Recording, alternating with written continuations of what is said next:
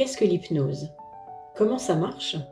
Et peut-elle véritablement aider votre enfant ou votre adolescent? Pour des raisons pratiques, j'utiliserai le terme enfant, mais il regroupe également les adolescents. À travers cette vidéo, je souhaite vous expliquer ce qu'est l'hypnose thérapeutique pour les enfants et les adolescents, en quoi est-elle différente de celle pratiquée sur les adultes, est-ce qu'elle est scientifiquement recommandée pour les enfants autant qu'elle l'est pour les adultes, pour quels besoins on peut l'utiliser, à partir de quel âge je reçois les enfants et comment se déroule une séance avec moi. Tout d'abord, qu'est-ce que l'hypnose thérapeutique pour les enfants et les adolescents? C'est une technique qui va permettre à votre enfant de dissoudre ses difficultés et d'aller mieux. Le but est d'induire un état qui va l'aider à se connecter à ses propres ressources afin de trouver ses propres solutions aux problématiques qu'il rencontre. L'hypnose va l'aider à surmonter ses petits problèmes comme des phobies, des peurs, des problématiques de comportement, des difficultés scolaires, un manque de confiance en soi, mais aussi les épreuves de la vie, la séparation de ses parents, un deuil. Nous allons travailler avec son imaginaire. Il va imaginer une solution imaginaire qui va l'aider à s'adapter à la réalité. Les enfants sont très sensibles aux images, aux métaphores, et ils peuvent s'imaginer être quelqu'un d'autre, voire même un animal, et à partir de ce moment-là, ils vont inventer des scénarios libérateurs. À travers différents outils que j'utilise, les contes métaphoriques, le jeu, le dessin, la PNL et d'autres techniques, votre enfant va se mettre en condition pour régler ses difficultés. Là où il y a une situation qui génère de l'anxiété et de l'inconfort, certaines images vont faciliter le retour à l'apaisement et au confort. L'hypnose pour enfants est différente de l'hypnose pour adultes.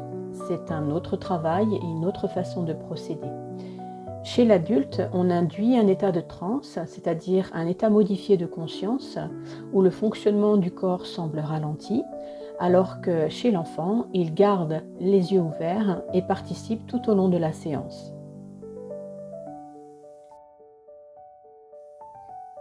L'hypnose est recommandée et même tout indiquée pour être utilisée sur les enfants, car ils ont des capacités imaginatives qui sont supérieures à la plupart des adultes.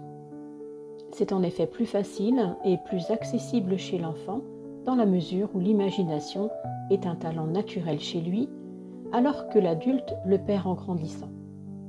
Et l'enfant, lui, n'a pas le problème du lâcher-prise, tandis que les adultes sont un peu plus dans le contrôle.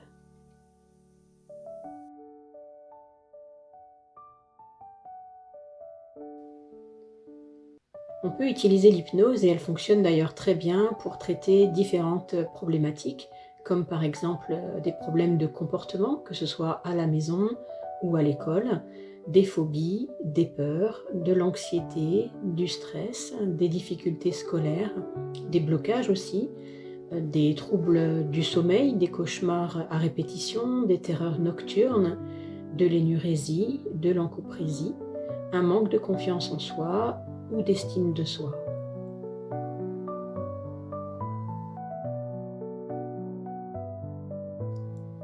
Je reçois les enfants dès 6 ans.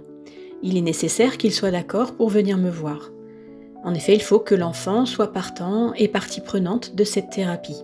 S'il n'a pas envie de changer, je ne pourrai rien faire contre son gré. La volonté de l'enfant de me consulter pour résoudre une difficulté est primordiale. Si ça n'est pas un problème pour l'enfant, si ça n'engendre pas une souffrance chez lui, mais plutôt chez ses parents, alors je ne pourrai pas l'aider. Parents, il est primordial de bien déterminer de qui émane la demande avant de me contacter. Avant la prise de rendez-vous, vérifiez bien que votre enfant est d'accord pour travailler sur le problème pour lequel vous prenez rendez-vous. C'est très important.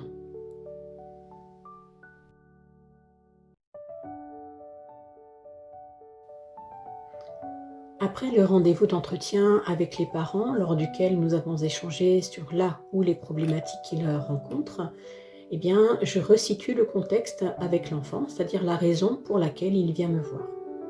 Puis je lui explique ce qui va se passer, qu'il va garder les yeux ouverts tout au long de la séance, que l'on va faire différents jeux, qu'il garde le contrôle sur tout et que c'est sa séance à lui.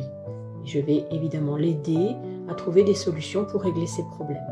Quelquefois, une séance suffit, quelquefois, plusieurs séances sont nécessaires, espacées de 1 à 2 semaines. Et je peux revoir l'enfant plus tard pour d'autres problématiques.